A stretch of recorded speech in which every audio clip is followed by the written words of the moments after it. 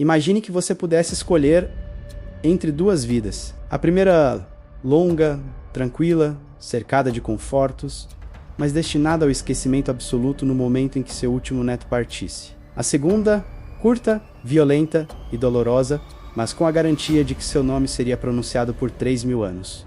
Qual o preço da sua relevância? Muitos acreditam que a Ilíada é um livro sobre a guerra, estão enganados. A Ilíada é um tratado sobre o ego, sobre a finitude e sobre a fúria que nasce quando sentimos que o mundo não nos deu o que merecemos. Homero não escreveu apenas o primeiro grande épico do Ocidente. Ele mapeou o código genético do nosso desejo de sermos eternos. Hoje, no Livora, vamos dissecar por que a ira de um guerreiro de 3 milênios atrás ainda explica o seu comportamento nas redes sociais, na sua carreira e nos seus conflitos mais íntimos.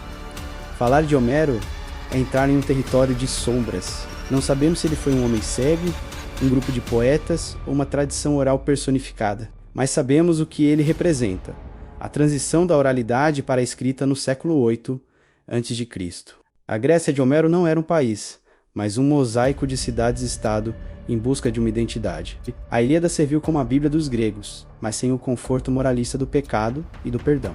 O mundo homérico é regido pela Arate, a excelência, e pelo Cleso, a glória imortal. O autor não escreveu para entreter crianças com histórias de deuses. Ele escreveu para educar líderes sobre o custo da liderança e a inevitabilidade do destino. A intenção aqui não era o realismo histórico, menos a Guerra de Troia. Ocorreu séculos antes de Homero. O objetivo era a criação de uma mitologia que desse sentido ao sofrimento humano. Naquele mundo, a única forma de vencer a morte era através da narrativa. Se você não fosse cantado pelos poetas, você nunca teria existido. Esqueça o cavalo de Troia. Curiosamente, ele nem está na Ilíada. O livro foca em apenas algumas semanas do 10º ano do cerco. A Troia, o conflito central, não é Grécia contra Troia, mas Aquiles contra Agamenon. Agamenon, o rei dos reis, fere a honra de Aquiles ao tomar para si uma jovem que pertencia ao guerreiro como prêmio de guerra. O que parece uma disputa mesquinha por posse é na verdade uma crise existencial. Aquiles retira-se da guerra. E aqui vemos o dilema moral. Até onde seu orgulho justifica o sacrifício dos seus pares? Sem o seu maior herói, os gregos começam a ser massacrados. Do outro lado das muralhas temos Heitor, o oposto de Aquiles. Se Aquiles luta pela glória individual e pelo próprio ego, Heitor luta pelo dever, pela família e pela cidade. O conflito da Ilíada é o choque entre a individualidade radical e a responsabilidade social. Os personagens não são heróis de capa branca. São homens traumatizados, movidos por códigos de honra que muitas vezes os levam à autodestruição. Eles enfrentam o dilema da escolha: obedecer ao sistema ou seguir a própria fúria. Chegamos ao cerne da análise. Por que a ira é a primeira palavra do livro? Porque a fúria de Aquiles é uma resposta à percepção de injustiça. A Ilíada nos diz que o mundo é inerentemente injusto. Os deuses homéricos são caprichosos, egoístas e infantis. Eles jogam com os homens como se fossem peças de tabuleiro. Nesse caos, a única coisa que o homem possui é a sua reação à tragédia. A obra explora a desumanização do outro e a posterior reconexão. Quando Aquiles perde o que mais ama, ele se torna um monstro. Ele perde a humanidade, negando até o ritual básico do luto ao inimigo. Observem esta passagem. Mesmo aquele que possui um coração de ferro deve, um dia, sentar-se e permitir que sua dor descanse, pois os deuses teceram o destino dos homens infelizes: viver em sofrimento, enquanto eles mesmos estão livres de cuidados. Esta citação resume a genialidade de Homero. Ele admite que a vida é tragédia, mas sugere que a nossa única dignidade reside na empatia que surge do sofrimento compartilhado. O momento em que o herói reconhece o sofrimento no seu inimigo é o ápice da maturidade humana. A Ilíada é o processo de um homem saindo de uma fúria narcisista para uma compreensão trágica da vida. Como aplicamos esse peso milenar hoje? Primeira lição: a gestão da ira e do ego.